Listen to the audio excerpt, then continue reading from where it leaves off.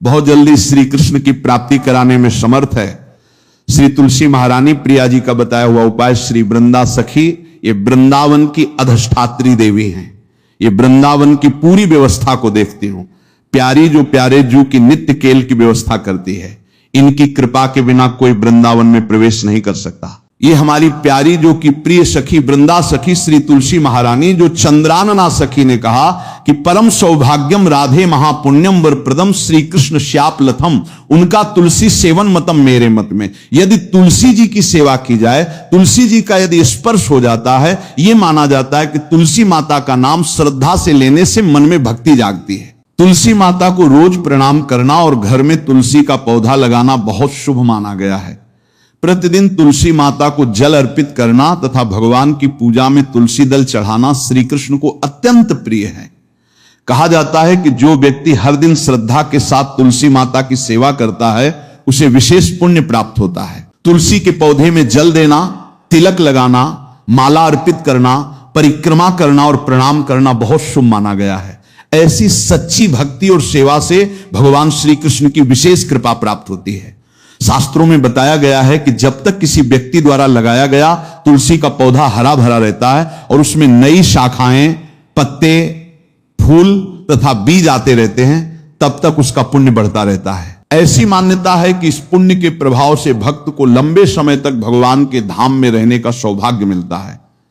जो व्यक्ति स्वयं तुलसी का पौधा लगाकर उसकी रोज सेवा करता है और प्रेम पूर्वक तुलसी दल तथा मंजरी भगवान के चरणों में अर्पित करता है, उस पर तुलसी माता की विशेष कृपा बनी रहती है। इसी कारण तुलसी माता को वृंदावन की अधिष्ठात्री देवी के रूप में अत्यंत आदर और श्रद्धा के साथ पूजा जाता है। इनकी कृपा के बिना हे चंद्राधने, संपूर्ण पत्रों और पुष्पों को जो उतार करके सम्मान पूर्वक पहले प्रार्थना करनी चाहिए, हे वृंदा देवी, हे तुलसी जी, भगवान श्री हरि की पूजा के लिए या प्रियाजू की पूजा के लिए हम आपकी कुछ मंजरी, कुछ दल लेकर के सेवा करना चाहते हैं। आप कृपा करके मुझे दीजिए और फिर उतार लें। ऐसे नोचना नहीं, बहुत सम्मान से, बहुत प्यार से तुलसी जी प्रसन्न होती है। जो मनुष्य तुलसी दल से श्री हरि की पूजा करता है, कोई भी पाप उसका स्पर्श नहीं कर सकता। पूर्व में किया हुआ कोई भी पाप उसको दंड नहीं मिलेगा, जो तुलसी जी की आराधना नित्य करता है। अब इतना जल भी ना चढ़ा दे, पुण्य हो जाए। और तुलसी जी अंतर ध्यान अनुकूल जल, जैसे मान लो गमले पर हैं तो इतना बड़ा तांबे का रोज उससे अब भर के लोटा चढ़ा दोगे, 2-4 दिन में अंतर हो जाएंगे तुलसी जी। बहुत विवेक से जरूरत है, भारी पुण्य होगा। अब इतना बड़ा लोटा रोज जल चढ़ाओगे तो 2-4 दिन में पीली होकर अंतर हो जाएंगे। बस इतना जल अनुकूल जल चाहिए, एक तांबे का छोटा सा लिया, ऐसे रोज डालो, उसमें कोई फर्क नहीं। और गमला उठाकर धूप में विराजमान करो। सेवा का मतलब क्या है?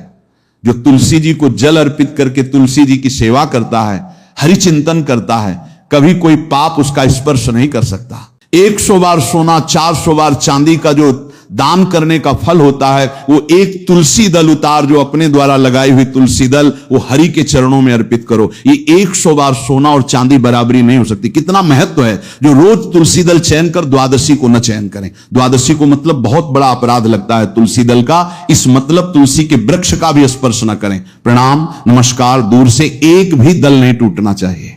द्वादशी को ऐसा हमने महापुरुषों से सुना है कि मंजरी और पत्र उतारना ये ठीक नहीं, बिल्कुल नहीं ठीक है। ब्रह्म हत्या का फल लगता है। अगर जो पाप लगता है, अगर कोई द्वादशी को तुलसी चयन बहुत सावधानी से, जिसके घर में तुलसी का बगीचा होता है, कई पौधे होते हैं, उसको कहीं तीर्थ जाने की जरूरत नहीं। उसका घर तीर्थ है जिसके घर में तुलसी के पौधे हैं। और यमराज कभी उस घर में किसी भी मरने वाले को लेने नहीं आएंगे जिसके घर में तुलसी लगा लो भैया, तुलसी लगा लो। घर में काहे कोई यमराज को आने दोगे? सबके घर में तुलसी। कितना सुंदर पहले था, घर में आंगन होते थे, आंगन में एक बहुत बड़ा, और फिर उसमें तुलसी जी, और फिर उसमें 2-4 नर्मदे शालिग्राम, ऐसे फिर घर का हर व्यक्ति जल चढ़ाना, प्रणाम करना, नमस्कार करना। 4 कितनी पवित्र।